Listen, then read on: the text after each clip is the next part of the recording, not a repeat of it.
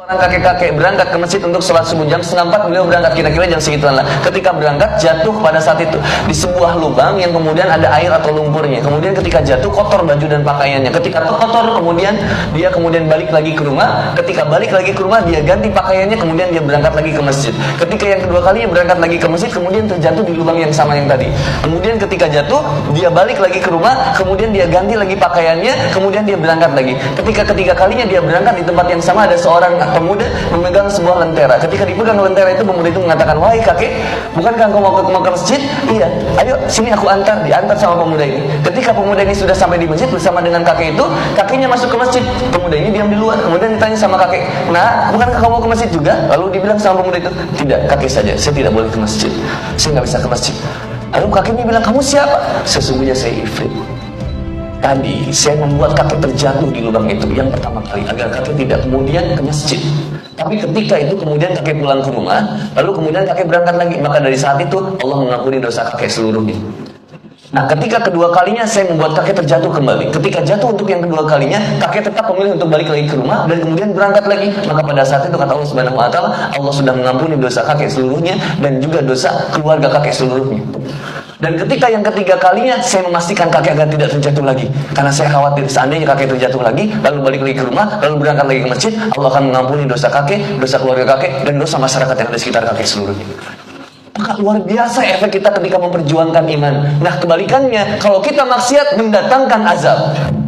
Dan sekarang banyak orang yang gak bisa jaga pandangan mata. Melihat ada orang lewat di depan kita memperlihatkan auratnya, malah sengaja diplototin. Yang dilihatin juga kegatelan.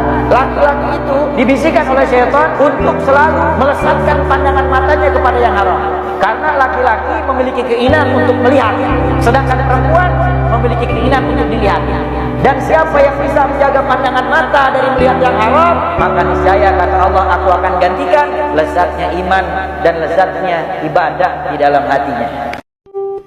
Bahkan mungkin orang yang sudah punya yang halal pun ternyata mudah melakukan zina. Karena apa? Tontonan yang membahayakan hari ini. Sehingga dia tidak akan merasa puas dengan yang halal karena dia terbius, tersihir oleh tontonan. Seolah-olah di sana lebih terus begitu tidak ada ujungnya. Naudzubillah, kemudian hilang rasa takut kepada Allah. Hamba Allah yang pernah terpeleset dalam kehinaan zina, maka berhentilah, takutlah kepada Allah. Jaga matamu agar tidak melihat yang haram. Jangan turuti hawa nafsumu untuk mengajak matamu melototin yang haram. Takutlah kepada Allah. Qul lil mu'minina yaghuddu min absarihim. Katakan kepada mereka ahli iman agar menutup mata mereka. Selagi mereka bisa menjaga menutup mata mereka, maka yang di rumah akan menjadi semakin baik. Tapi kalau mata diumbar, lihat, nggak akan puas di rumahnya. Apalagi biasa menonton dengan tontonan yang tidak-tidak, maka yang ada di dalam hati, di dalam pikirannya adalah wanita dalam khayal.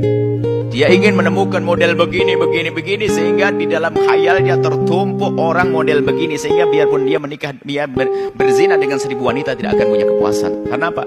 Dia dengan khayal, teracuni dengan tontonan-tontonan. Maka jangan dianggap sepele. Ketika Rasulullah SAW menjelaskan mengenai orang sombong yang tidak akan masuk surga, sahabat bertanya, siapa orang yang sombong? Apakah orang yang bajunya mewah, mobilnya mewah, kehidupan yang mewah? Kata Rasulullah SAW, tidak. Qal al-kibru batarul haq, orang sombong yang menolak kebenaran, tidak menerima nasihat.